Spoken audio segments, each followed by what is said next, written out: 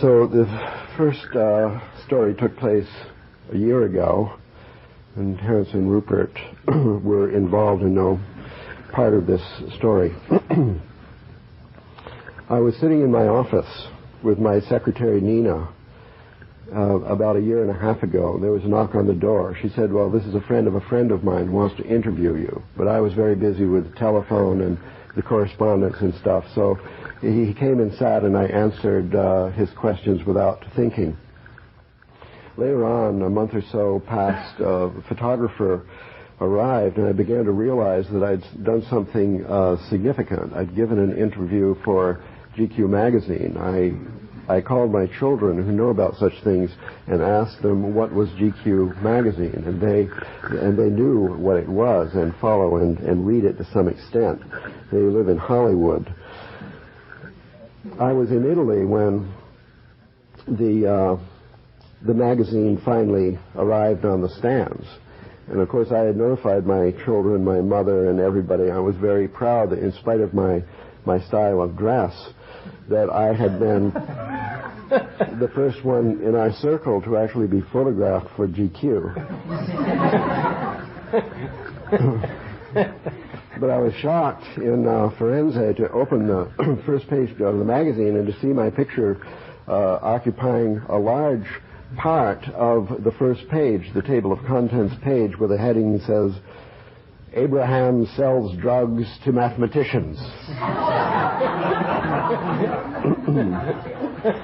And there were some other insulting things in the interview that, as far as I could remember, was largely fiction that occurred later on in the magazine. So I didn't mention it to anybody. I came back to California, and I was very pleased that nobody mentioned it. Nobody had noticed. There were one or two phone calls, and I realized that nobody, after all, does read GQ. And if they do look at the pictures, they somehow overlooked mine. So I squeaked by, and I was safe after all, this dangerous pass, being outed by GQ. Suddenly, my peace was disturbed once again by 100 phone calls in a single day asking what did I think of the article about me in the San Francisco Examiner or the Chronicle or the San Jose Mercury and so on. After all, the embers in the fire left by GQ had flamed up again.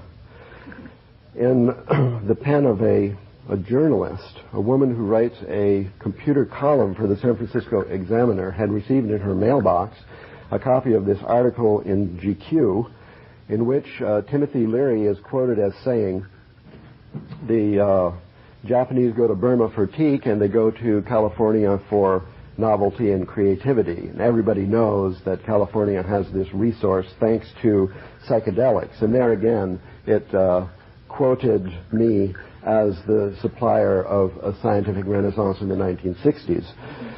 And this columnist didn't believe what was asserted by Timothy Leary and others in the GQ article, that the computer revolution and the computer graphic innovations of California had been built upon a psychedelic foundation. So she set out to prove that this story was false. She was about to go to SIGGRAPH, the largest gathering of computer graphic professionals in the world. Annually, somewhere in the United States, 30,000 or so people gather, all of whom are vitally involved in the computer revolution. She thought she would set this heresy to rest by conducting a sample survey at SIGGRAPH a year ago in Las Vegas. She began her interviews at the airport the minute she stepped off the plane, and by the time she got back to her desk in San Francisco, had talked to 180 important professionals of the computer graphic field, all of whom answered yes to her question, do you take psychedelics, and is this important in your work? So her column in the syndicated in all these newspapers finally said that, and again, unfortunately, or kindly, remembered me. Shortly after this second accident in my story, I was in Hollyhock, the Esalen of the far north, with Rupert and some others of you here. And I had a kind of psychotic break in the night. I couldn't sleep, and I was consumed with paranoid fantasy about this outage and what it would mean in my future career and the police at my door. and so on. And I knew that my fears had kind of blown up unnecessarily, but I needed someone to talk to. The person I knew best there was Rupert, and he was very busy in counsel with various friends, but eventually I took Rupert aside and I confided to him this secret and all my fears, and his response within a day or two was to repeat the story to everybody in Canada.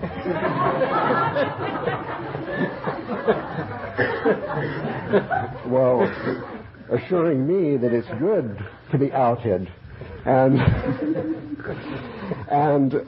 it would be good to come out, and to come out maybe in a best-selling book, which Brockman, our agent, could sell and hawk for a huge royalty advance, and so on. I tried thinking positively about this episode, but when I came home, I still felt nervous about it, and I said no to many interviews from ABC News and the United Nations and other people who called to check out this significant story. I did not rise to the occasion, and so I've decided today, by popular request, to tell the truth.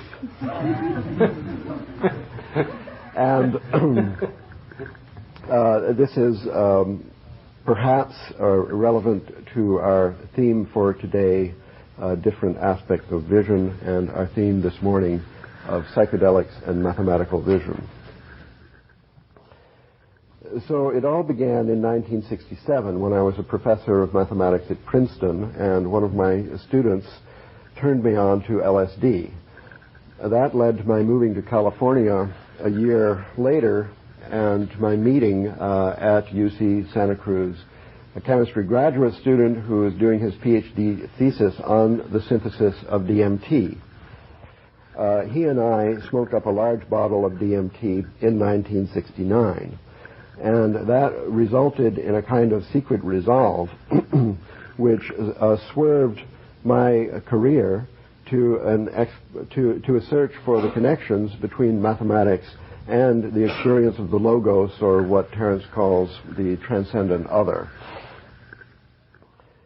This hyperdimensional space full of meaning and wisdom and beauty, which feels more real than ordinary reality, and to which we have returned many times over the years for instruction and pleasure. And in the course of the next 20 years, there were various steps I took to explore this connection between mathematics and the logos. For example, I apprenticed myself to neurophysiologist and tried to construct brain models made out of the basic objects of chaos theory. This was about the time that chaos theory was discovered by the scientific community, and the chaos revolution began in 1973. I built a vibrating fluid machine to visualize vibrations in transparent media because I felt on the basis of direct experience that the Hindu metaphor of vibrations was an important one, a valuable one, and therefore that we could learn more about consciousness, communication, resonance, and the emergence of form and pattern in the physical, biological, social, and intellectual worlds through actually watching vibrations in transparent media ordinarily invisible and making them visible. I was inspired by Hans Jeni, an amateur scientist in Switzerland, a follower of Rudolf Steiner, who had built an ingenious gadget for rendering these transparent fluids visible.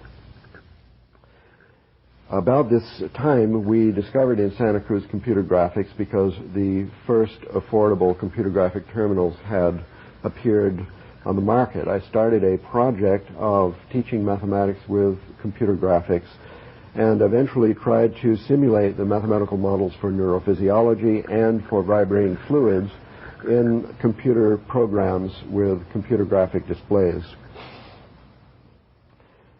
In this way evolved a new class of mathematical models called CDs, cellular dynamata. They are really especially appropriate mathematical object for modeling or trying to understand the brain, the mind, the visionary experience, and so on, as close anyway as mathematics could come to simulation of this experience.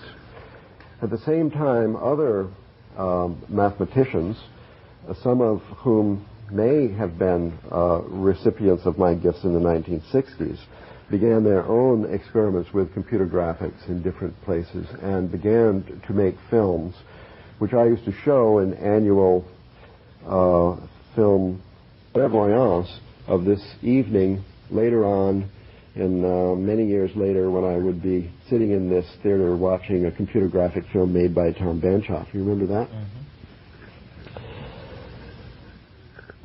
Eventually, we were able to construct machines in Santa Cruz which could simulate these kind of mathematical models that I call CDs at a reasonable speed, first slowly and then faster and faster. And in 1989, I had a fantastic experience at the NASA Goddard Space Flight Center in Maryland, where I was given access to, at that time, the fastest supercomputer, the MPP, the Massively Parallel Processor. And my CD model for the visual cortex had been programmed into this machine by the only person able to program it, and I was invited to come and view the result. And looking at the color screen of this supercomputer was like looking through the window at the future and seeing an excellent memory of a DMT vision, not only proceeding apace on the screen, but also going about 100 times faster than a human experience, and also under the control of knobs which I could turn at the terminal. And so returning to my story now, and I'll quickly bring it to a close. There is, first of all, a 20-year evolution from my DMT year, 1969, to my MPP year, 1989. And following this 20-year evolution and that the recording of that video, we had two things that I'll mention. One is the story with GQ and SIGGRAPH and the Examiner that I've told you, which essentially poses the question, then, has psychedelic had an influence in the evolution of science, mathematics, the computer revolution, computer graphics, and so on. And the other event, in 1990, we got to see, after, I think, the publication of a paper on this in the International Journal of Bifurcation and Chaos, we saw an interesting article in the monthly notices of the American Mathematical Society, the largest union of research mathematicians in the world, which amazingly redefined mathematics, dropping number and geometrical spaces as relics of history, and adopting a new definition of mathematics as the study of space-time pattern. So this is not written by me. This is just in the pages of Science and the monthly notices of the American Mathematical Society. So we have to admit that mathematics has been reborn, and this rebirth is some kind of outcome, apparently, of the computer revolution and the psychedelic revolution, which took place concurrently, concomitantly, cooperatively in the 1960s. And I might mention a current event on this horizon, redefining this material as an art medium. I'm going to be able to give a concert of this material played in real time with a genuine supercomputer in October in the Cathedral of St. John the Divine, the largest Gothic cathedral in the world. Well then, let's come to our subject. And I don't know if you gentlemen need to move up a little bit so that we can trialogue. Now I have to do, since I took so much time on a personal odyssey, I have to induce trialogue in 1 minute. And so this shortcut, what I want to do is just pose one or two questions and read one or two excerpts from some favorite books here. So we have to accept now, I think, mathematics either in the new definition or the old one. In the Renaissance cosmology of John Dee, mathematics is seen as the joint therapist of Father Sky and Mother Earth, or a kind of an intellectual, spiritual, elastic medium connecting up the heavenly realms and Gaia herself. That puts mathematics then in on the same level as the Logos, the Holy Spirit. So let's just consider that for the sake of discussion. And having seen it as a language of space-time pattern, let me ask you this, Terence and Roop. To what extent could the psychedelic vision of the Logos be externalized? Could it be externalized by any means, either by verbal descriptions, by computer simulations, by drawings of really inspired visionary artists? Or on the other hand, in what ways could possibly mathematical vision serve the spirit and extend the mind? Is there a role, in other words, for this kind of thing in our main concerns? And to give you a fast forward into the answer, let me just read a couple of things here from Fruit of the Gods. Oh, good choice. And Terence's confessional chapter 15, a section called Art in the Revolution. He says, "The archaic revival is a clarion call to recover our birthright. However uncomfortable that may make us, it is a call to realize that life lived in the absence of the psychedelic experience, upon which primordial shamanism is based, is life trivialized, life denied, life enslaved to the ego and its fear of disillusion in the mysterious matrix of feeling that is all around us. It is in the archaic revival that our transcendence of the historical dilemma actually lies. There is something more. It is now clear that new developments in many areas, including mind-machine interfacing, pharmacology of the synthetic variety, and data storage, imaging, and retrieval techniques. It is now clear that new developments in these areas are coalescing into the potential for a truly demonic or an angelic self-imaging of our culture." Do you remember that at all? I don't know if you've tapped into chapter 15, Roop. Here's another one then.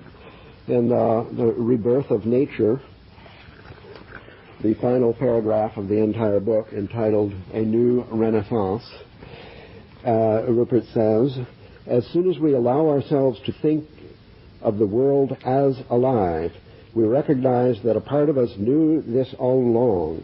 It is like emerging from winter into spring. We can begin to reconnect our mental life with our own direct, intuitive experiences of nature. We can participate in the spirits of sacred places and times. We can see that we have much to learn from traditional societies who have never lost their sense of connection with the living world around them. We can acknowledge the animistic traditions of our ancestors, and we can begin to develop a richer understanding of human nature, shaped by tradition and collective memory, linked to the earth and the heavens, related to all forms of life, and consciously open to the creative power expressed in all evolution. We are reborn into a living world."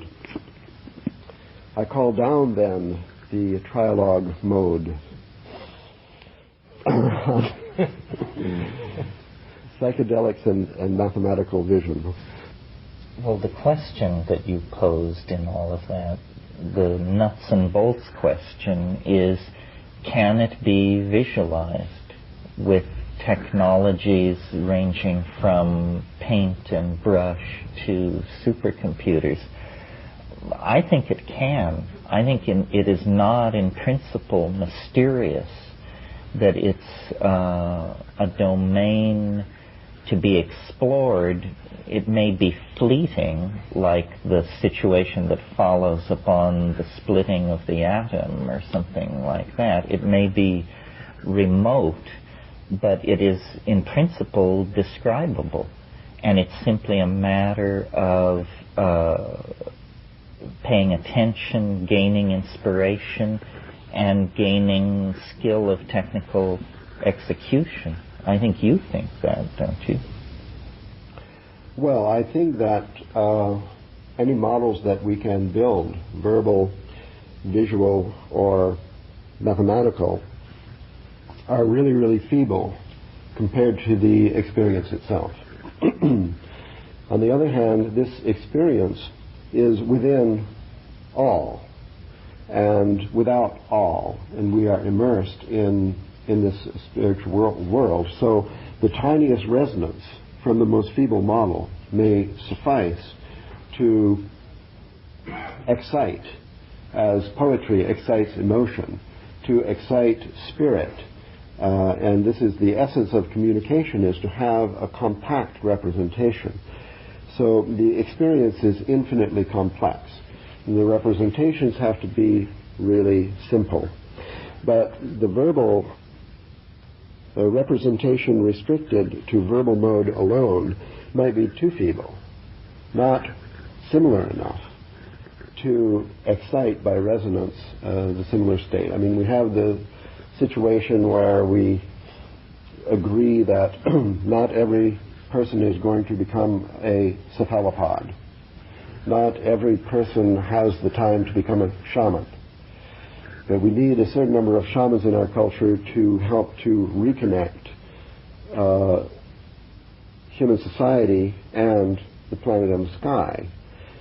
So we need some kind of amplifying and communicating device between the few people who are real shamans, let's say sacred artists of the future, and the mass society watching MTV. And so the question is, can these means be of use to the clarion call that you've given in your book? Yeah, I mean, I think that what makes it confusing is when you go into these domains, the encounter is an emotionally powerful one. And the situation is so novel that the experient tends to assume that this emotional power is coming from the input.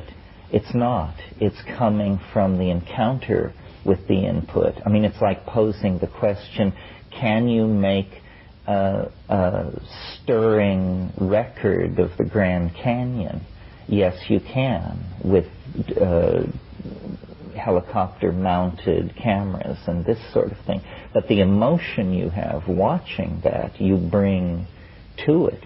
So the psychedelic dimension is objective, but it's also so awesome and so different from what we know that it encourages and promotes and triggers awe in us. And so we bring something to it which we can never image or reduce to a verbal description or a piece of film. But in principle, I think the thing itself is just more of reality. It's like the heart of the cell, the radar maps of the Venusian surface, the center of the atom. I mean, these are real But this kind of reality, we don't need more of this. We've already got so much. No, we need more of this mental logos world. It's the logos world that we've lost the connection with. And so these computer programs, psychedelic drugs, dynamic modeling schemes are the equivalent of probes like Voyager. But they're sent not to an alien planet, but to an alien phase space of some sort, but one that we need connection to. I agree with Terence. The problem is one of the emotional intensity of a psychedelic experience is totally different from seeing the computer graphic display of the kind we saw. And it's possible to get something a bit like that just by shaking a kaleidoscope and looking into it. And in these expensive novelty shops that dot California, one can find fancy kaleidoscopes beautifully made, and people buy them, I suppose, and you look through them, and within a few seconds you're just bored. Nobody ever really looks at them for very long. You can see a dazzling series of displays of pattern and colour, but somehow they have no meaning and don't engage one. And I think the difference between a representation of the state and being in the state itself is this sense of meaning, engagement and intensity. And that, I think, is the problem, because I don't think it's just the graphic representation. I think it's that meaning and intensity that we can find in many areas. I, for one, being a botanist, am very drawn to flowers. I love looking at flowers, and sometimes you can look at a whole garden full of flowers, like here in Esalen, and it's quite meaningless. At other times you can look at a single flower for a long time. You can go into it. It's like a mandala. You enter into this realm, and it takes on incredible meaning, beauty and significance. And the realm of flowers is one that's explored these mandala-type, almost psychedelic spaces, if you like. And one can sometimes enter into it and sometimes one doesn't. The same with butterflies and many other natural creations. So it seems to me the problem is how to enter into that engagement, intensity and sense of meaning rather than representation of the pattern itself, because there's plenty of patterns around in the natural world. No, but these are space-time patterns. And whereas we can say the words space-time pattern, we nevertheless have no language for individual space-time patterns. Within space-time pattern as experienced by us, as perceived by us, there is a kind of a resonance between different patterns that we see. Let us say the bobbing kelp forests in the ocean out here.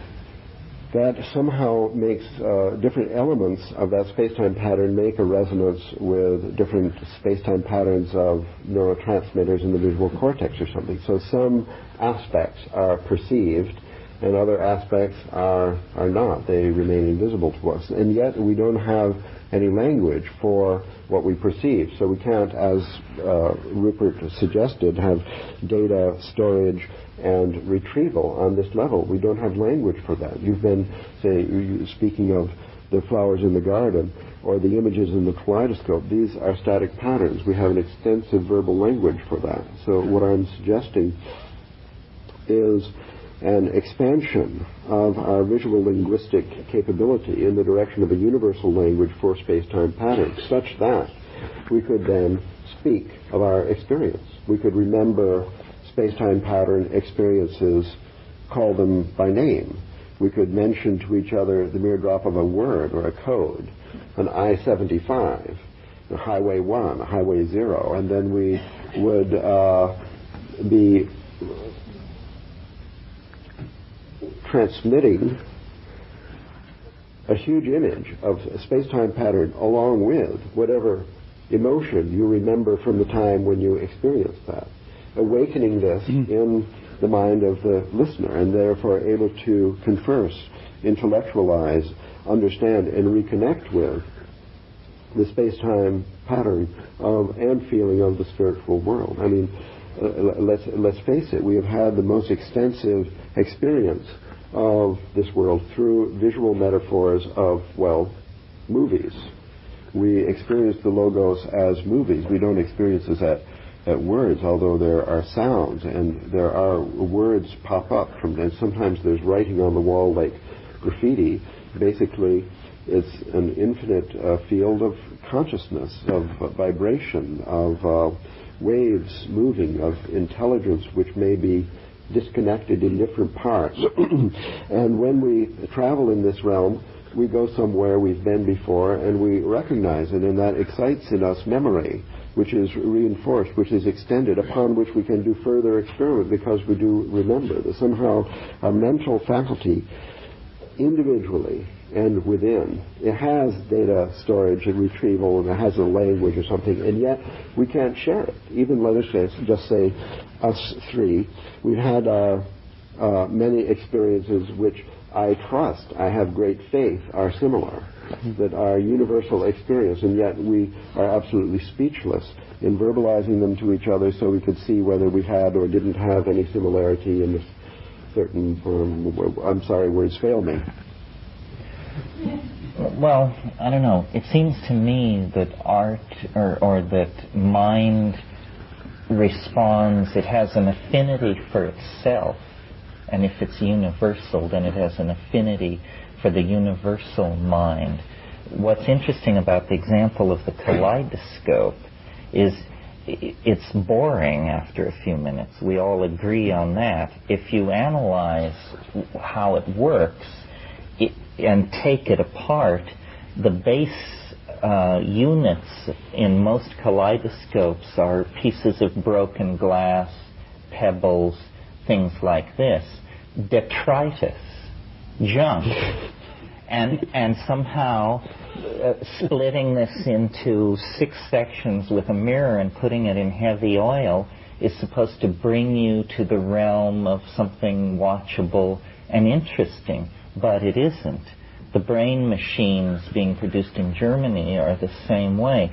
All patterns seems to quickly lose its charm unless it's pattern that has been put through the sieve of minds, any mind, so that we enjoy looking at ruins and the artifacts of vanished civilizations a lot more than random arrangements of natural objects.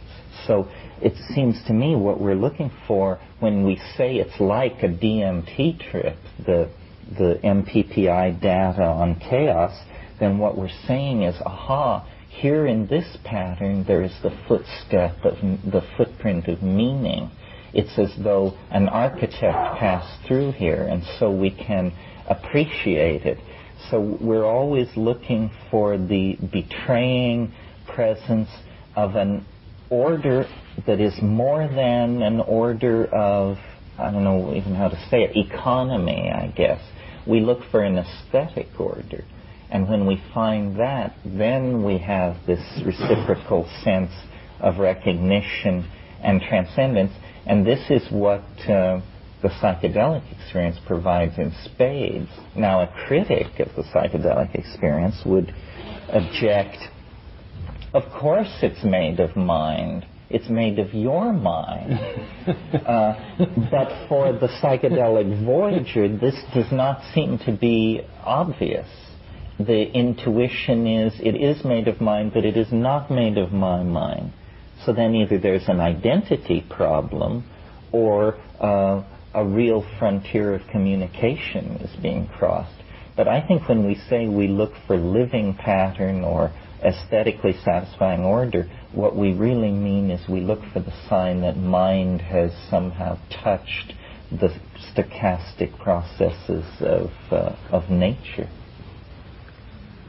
Yes, but still the limiting factor seems to be neither the richness of display we find in nature, nor even the language that we can communicate with, but rather the ability to go into something with intensity of vision.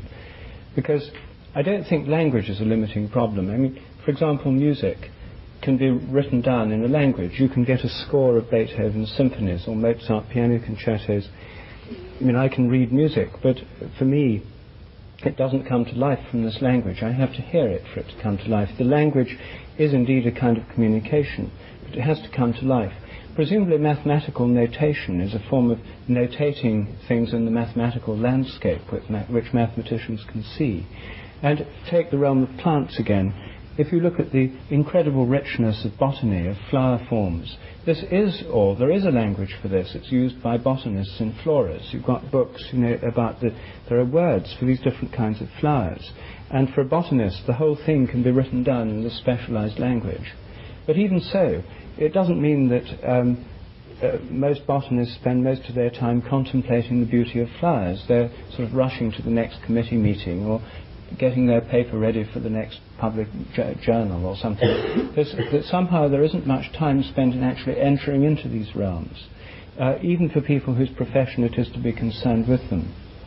So we're neither short of images nor of languages in many realms, but rather of the time, the space, and the inclination to enter into these realms, to be within them. Well, this is a good metaphor, I think, the musical metaphor. Let's just think of this for a minute. I don't propose that a mathematical model of a brain or a plant or something would be as wonderful as a brain or a plant. Life will not be replaced by language. We never demand that much of ordinary language or poetry or of the graphic arts. Nevertheless, the evolution of music has been greatly aided by musical notation. Of course, we wouldn't like music to end and simply be left with a library of musical scores. Nevertheless, the evolution of music, the evolution of culture has been enormously facilitated by having a graphic language that can, to some extent, recall the actual musical experience. And this is the role that I'm proposing for mathematics, not to replace the earth or the heavenly realms, but just somehow to facilitate the traffic through, let us say, simply an analog on the same level of musical staff notation that pertains to the visual experience of space-time patterns, whether of a flowering garden or the waving sea or the psychedelic vision. Maybe I need to tell you of last week in Denmark. I attended a conference about chaos theory and its applications, and I showed this video. And there was in the audience another speaker who is the world expert on algorithmic information theory. This is a way of telling the difference between chaos and randomness. And as Terence was saying, there is in verbal representation a kind of economy, that there's a simple formula that calls forth a complex experience. And this economy is the reason that language is interesting. Algorithmic information theory gives a way of measuring randomness, and what seems to us as random sometimes can be generated by a very small code or musical staff notation, for example. And when data from a scientific experiment looks random, one can try to test it as to whether there is or isn't a compact economical model for it. And if there is, it's more chaotic and less random. So there's a measure for this. And a truly, according to their definition, a truly random process which would provide data which could not be represented by any formula shorter than itself. Mm-hmm. But it turns out that the weirdest, most random-looking data from the natural world, for example, earthquakes, sunspots, and so on, always seems to have a very compact mathematical model. Therefore, it's not truly random, it only looks random, and this is what is called deep data.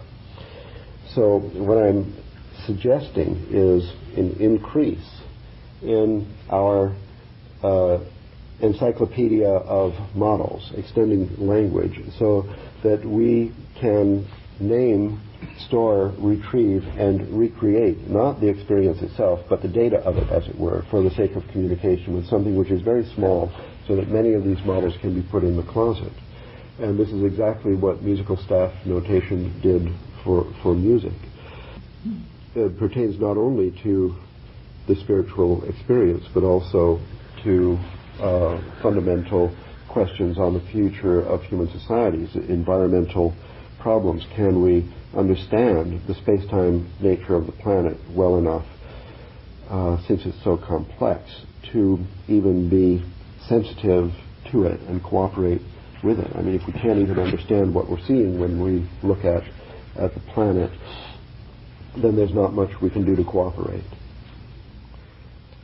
Biogeography, for example, is a botanical field that could be revolutionized by a staff notation for space-time pattern, which it doesn't have.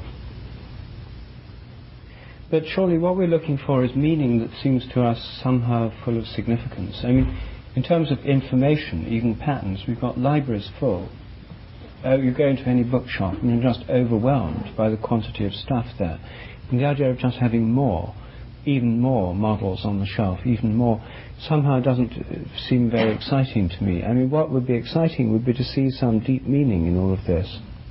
And maybe mathematics is one way to find the deep meaning in things. But if so, I'm not quite sure how.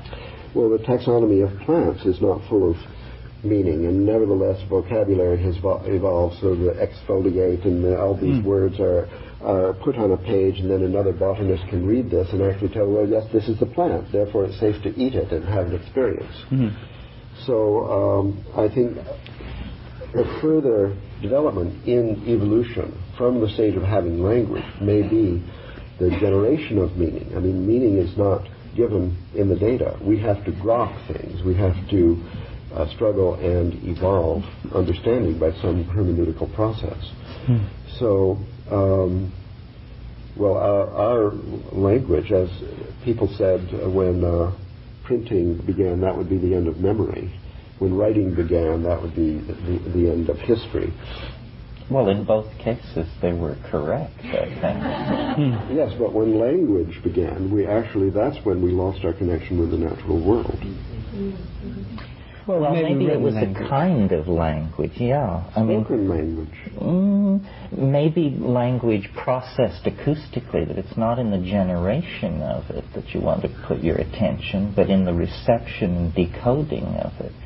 That when language became something acoustically processed, it became so bloodless that it became then the willing servant of abstraction, which before had been an exotic and little explored branch of linguistic activity that suddenly burgeoned into the major concern of a lot of people, that language processed visually is here and now stuff of great density, and acoustical language permits a level of abstraction that creates a higher inclusiveness, but that's achieved by a necessary dropping out of detail.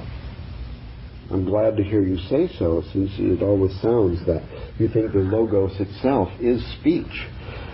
But I must say I'm astonished at the resistance I'm getting here to the idea of visual language. I think that, well, when I travel in France, I'm riding on the train or something, and I'm really bothered by all the gossip going around, because I understand French, and then I realize this couple is having trouble, and the train is not stopping in the station that I expected, and so on. When I travel in Japan, I don't understand anything, so it seems to me it's really silent there. It's very quiet. I just don't hear anything. And where we have an oral language for a certain phenomena, we then perceive it.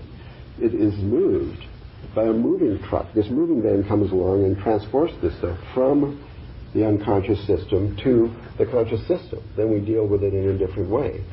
And these visions, space-time patterns, which we can't recognize, for which we have no visual language, they are essentially unconscious to us. So therefore we can't interact with them. And this might be a fundamental reason that the planet is dying.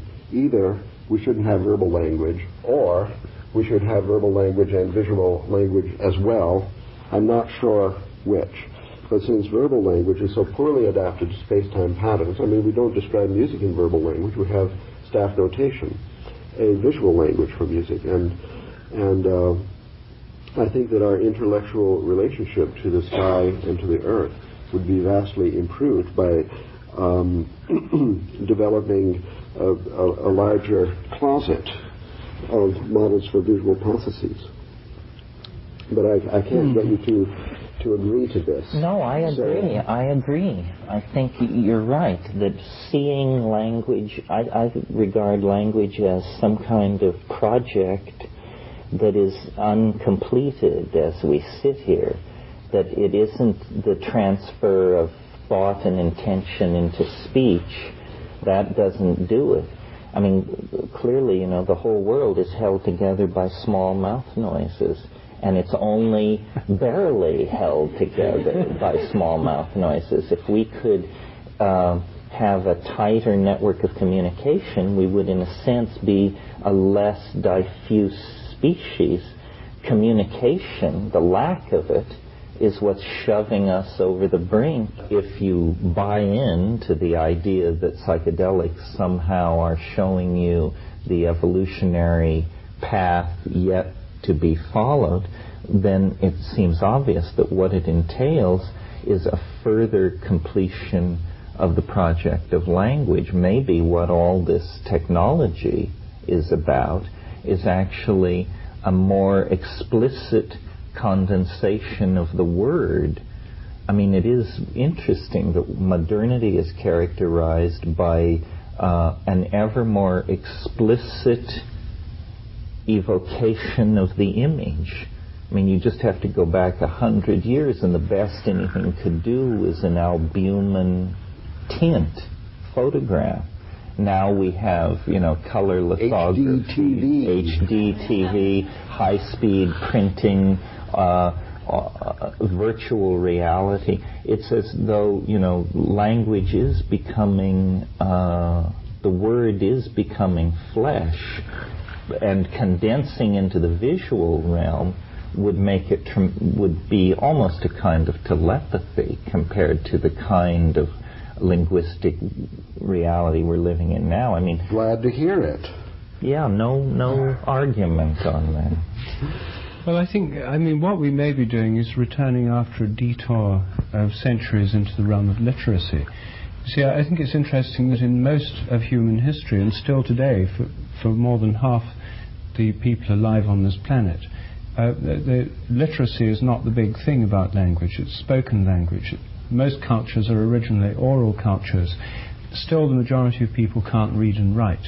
If you can't read and write, it means that the visual cortex in the left hemisphere of your brain has not been hijacked by the speech centers. As soon as you learn to read and write, the visual part of the left-hand side of the brain gets taken over by the speech centers, which are to do with sound and the processing of sound, and becomes adapted to reading and writing letters, language. And this knocks out one half, or a large part of half of one's brain's visual processing capacity. It gets into the habit of dealing with linear print. Now you're afraid I'm going to knock out the other half. Well, I think that as far as I know, there's been very few studies of the difference in thought patterns between people who can't read and write and those who can. And I'm not now talking about people in our society who can't read and write because they're dyslexic or have dropped out of school, but whole cultures, like many traditional cultures where nobody reads and writes, or very few do. There, language has a different role. In India, when I lived there, I found for illiterate people, there was an extremely language is a very powerful medium, and it conjures up metaphors, images, in a quite different way that it does for people who are literate. You yourself are complaining that you find new generations of students at Santa Cruz can't read or write anymore. And it may be that this process of short-circuiting out literacy is already well advanced, and that a new kind of visual language is developing.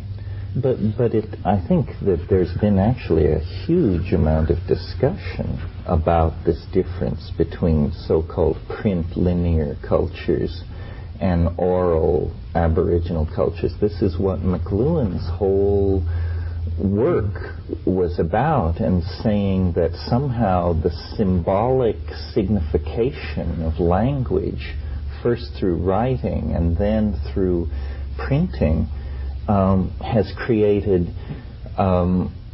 had all kinds of effects on the evolution of the Western mind that we, until McLuhan, were totally unaware of. I mean, he believes that the linear, uniform quality of print creates the intellectual preconditions for the acceptance of an idea like democracy, that you would never get that notion. The Greeks invented it. They had a phonetic alphabet. Modern industrial methods of production based on interchangeable parts, he felt that was inconceivable except by a print culture that had the notion of movable type. The idea of the citizen is a uniformitarian impulse laid over the biological diversity of our individuality that could never have occurred in a culture without print. So the bottom line in the McLuhanist analysis is that we tend to be incredibly naive about the information processing technologies we put in place, because all we care about is input and output, and what we don't understand is it's the plumbing that's between the input and the output that gives a culture its whole tone, its values, its implicit political assumptions, its attitude toward nature, so forth and so on. And that what we are is a print culture, linear, hierarchical. What we were, yes. We're undergoing a transition in the 20th century. But the intellectuals, unfortunately, at the top of the pyramid are the last to get the news. I mean, they're still poring over Locke and Hegel when, what's really happening is Guns N' Roses and Nirvana. And I don't mean the Buddhist state of transcendence. So culture tends to be ruled by the people who are the last to get the news in terms of new technologies which are reshaping the culture. Like, I think all this beefing about the death of literacy, you might as well beef about the passing of the high-button shoe or the beaver hat. I mean, literacy is finished. It was a phase. It's not to be preserved by anyone other than curators. The rest of us are going to live, obviously, in a culture shaped by new forms of media. We haven't given up writing books ourselves, have we? Well, I think we're reactionaries. It's true. It's the drugs we extol that get us called modern, or postmodern. Well, we'd like to abandon books and only make documentary videos for PBS and BBC. It pays so much better. Work. It doesn't pay. It can't support the process. So that's at best for some time in the future. Meanwhile, the reason that I complain that my students are illiterate is that history is unavailable to them. There's no way to tap into it. All these fantastic books on the Middle Ages, the prehistoric, the archaeology, and so on, this stuff is never going to be translated into documentary videos. It's not enough to just have a few curators who are in touch with the Library of Congress and the British Museum. I think that we need a large number of people who read as a hobby or something. Meanwhile... But don't you think, Ralph, that that's actually a kind of amnesia? It's not that they're illiterate. Illiterate is when you don't know the difference between Melville and Hawthorne. Amnesia is when you don't know whether the 30 Years' War came before or after the War of the Roses. Well, if you're literate and you forgot, you could look it up in the Encyclopedia Britannica. You could dial it up in a hypercard. I mean, there's going to be a CD-ROM for it. In fact, I think you're the manufacturer. True. Yes. So... These historical media, let us say, they don't lose their importance just because new media are developed. Now, there's a further problem, which you touch on extensively in your book, which relates television as a drug. And I think this is interesting that we had botanical drugs, then we have chemical drugs, now we have electronic drugs. What's coming next? So the fact is that my students have watched television 7 hours a day, 6.5 according to your book, since birth. And they are unbelievably quick with images, and it's great because this is a fantastic advance in intelligence, in human intelligence. And the way that information can be communicated in 25 seconds by the best of the television commercials, I think, is truly astonishing. And not everybody, you can't show these commercials in the African bush or something and get a response. You have to have people who have been trained up to it by doing their visual calisthenics 6.5 hours a day since birth. So that's good. What's not so good is that the material is available in the video store or from the Library of Congress after we get FDDI and so on. This material is unbelievably poor. And the fact is that if you make a PBS documentary on Food of the Gods, for example, nobody will watch it because they're busy watching Dynasty, or I don't even know the names of them. And that somehow the drug abuse aspect of the new media has already dominated its future, so that this creote is already so deep that it's unlikely we can swerve the video technology into an interesting cultural resource. Well, that is my problem with your approach, actually. These computer graphics use basically television-style technologies. No, the computer graphics, you see, are going to be, we're only 5 years away from having supercomputers like that. That was made on a 200 megaflop machine, which cost $13 million 3 years ago. And today you can buy them for $500,000. We're using a $500,000 one will be delivered to the Cathedral of St. John Divine. In 5 years, that will be in the kitchen keeping track of your recipes and running your microwave.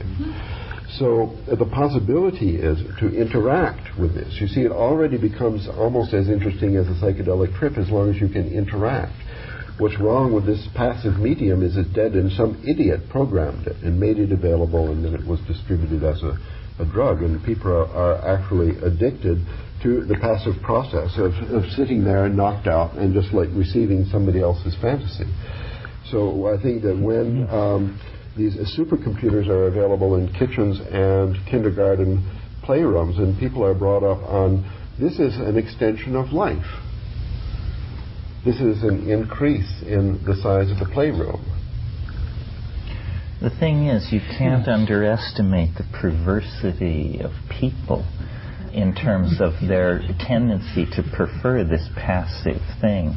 I remember in 1977 when I bought my first home computer, you got a manual with it called Basic. And the intent of this manual was to teach you how to program your computer. Well, 6 months of trying to peddle that to the American public, and they realized they had to completely rethink the product, that only a vanishingly small number of people were ever going to program a computer. It's like when you used to buy an automobile and you got a toolbox with it. Well, that's not been true since the 20s. So there's a certain responsibility on the consumer not to demand the prepackaged stuff. It's the MTPI. These big machines are, to my mind, like the psychedelic drug state, but then everybody's trip is like the software they bring to it and run. And someone who goes to the MPPI machine to keep track of their recipes is essentially trivializing it because they don't know what it could do. This is probably the equivalent of going to a psychedelic drug to solve your relationship problems.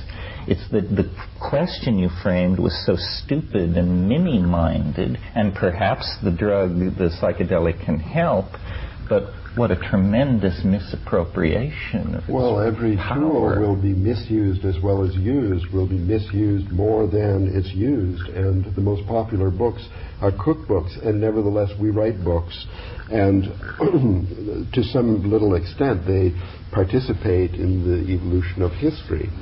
The fact that most books are used for recipes doesn't totally destroy all value of books, and so it is with the new media, whereas most people will use them to hypercard stack of recipes or sex postures or something. There will still be a lot of arcane and important material available in this medium which can't be accessed any other way. Nevertheless, I must say you're kind of dragging me down here. Maybe it's time I need some help from this group.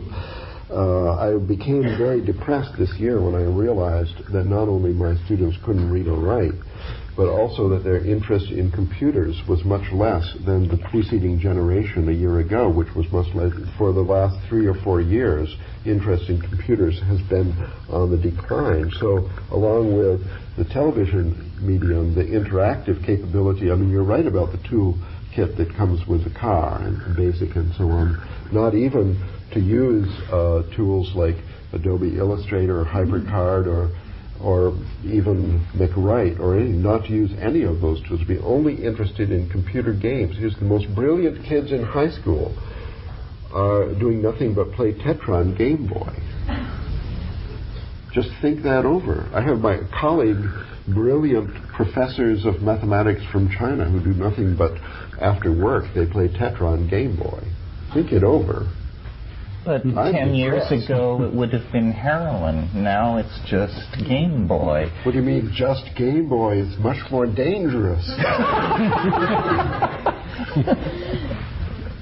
It hasn't been made illegal yet. True, they can just do it unto death. But I mean, just one final point I want to make. The model you're suggesting takes us further into the artificial world, the man-made world of technology.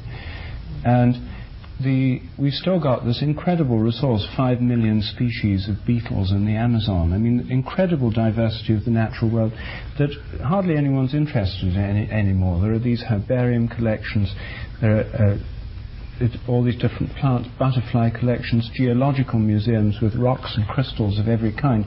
Go into them in London or Prague or anywhere, they're completely deserted. That there's an incredible diversity of form in the natural world. And we become more and more plugged into the entirely human world of technologies and man-made patterns, models, and so on. I mean, how does this relate towards, how could it help in a greater sense of connection with the living world? Well, this will be maybe a good place to stop. I believe that our connection to the natural world will be enormously enhanced by the new media. And this is in spite of the fact that most people will relate to it as a new form of drug. I don't feel personally responsible for the habits of the human species.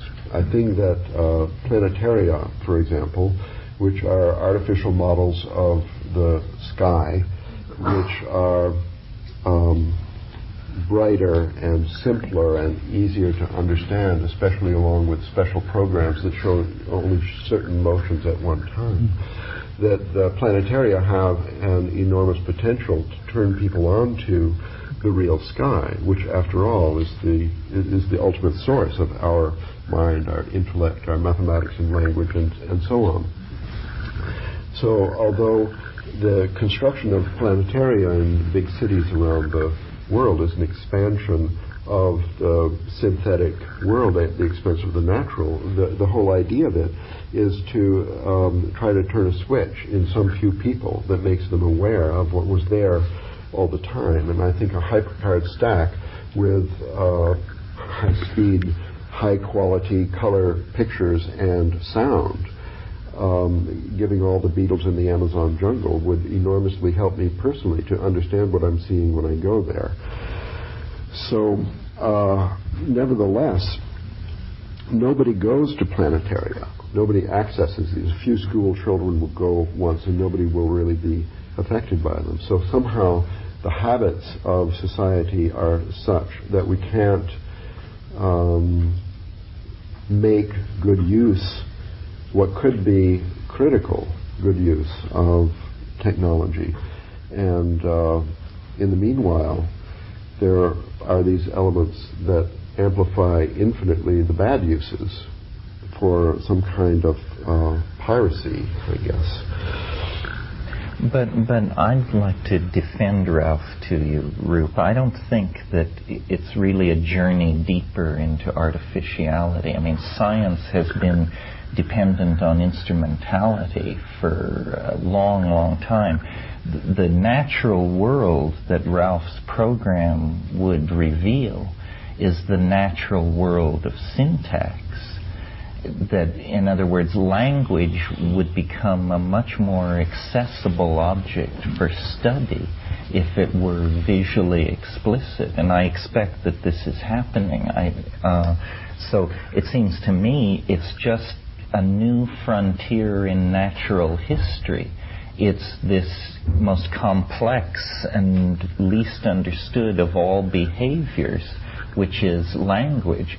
And while the instrumentalities may be computers, high-speed imaging, and so forth, it's no more than using the Hubble telescope or something like that to tease data out of a very distant part of the universe and then make it explicit.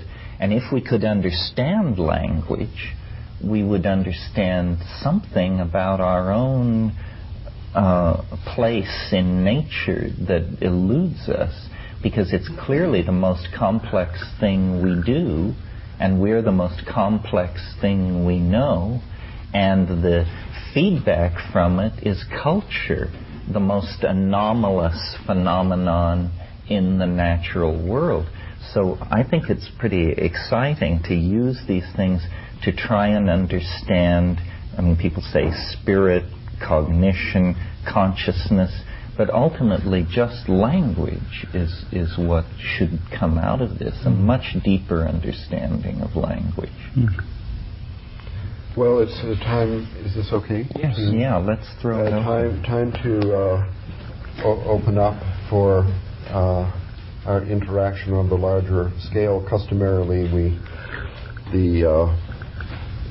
whoever does the induction also summarizes or concludes. I don't feel I have the wherewithal to really conclude this. I would like to just end our trialogue with a kind of emotional reaction to the synthesis of all this, what I see as negative feedback to not only my idea this morning, but also my life work.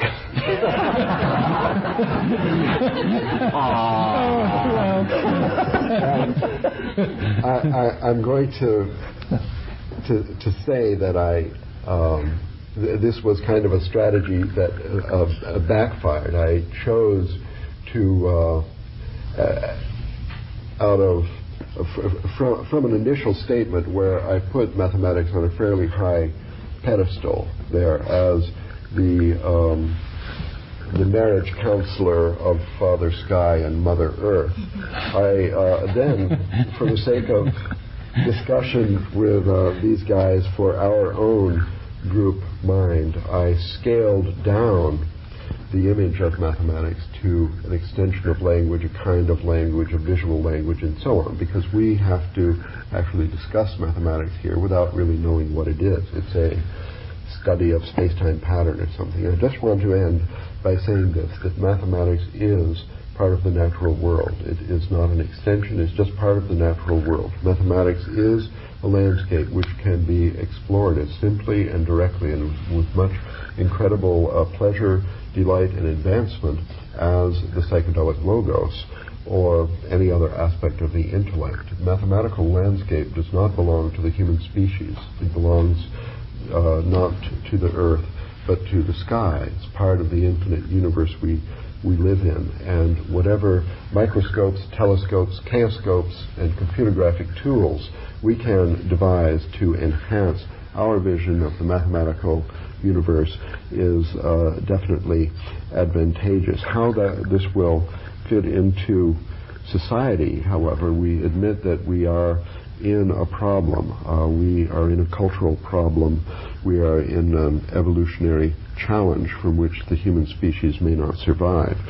Part of our difficulty is the rejection, I mean, this is perhaps a small part, but mathematics is essential in the marriage of Father Sky and Mother Earth, and our culture has totally rejected mathematics. So it's possible that that's part of the problem, and that's what I've given my life work to, as it were. So the answer to the question on the psychedelic and the mathematical vision, is that there is a relationship and is kind of abstract because we're stymied, I guess, to summarize our discussion, by bad habits of the human species at the present time. So I'll leave it there.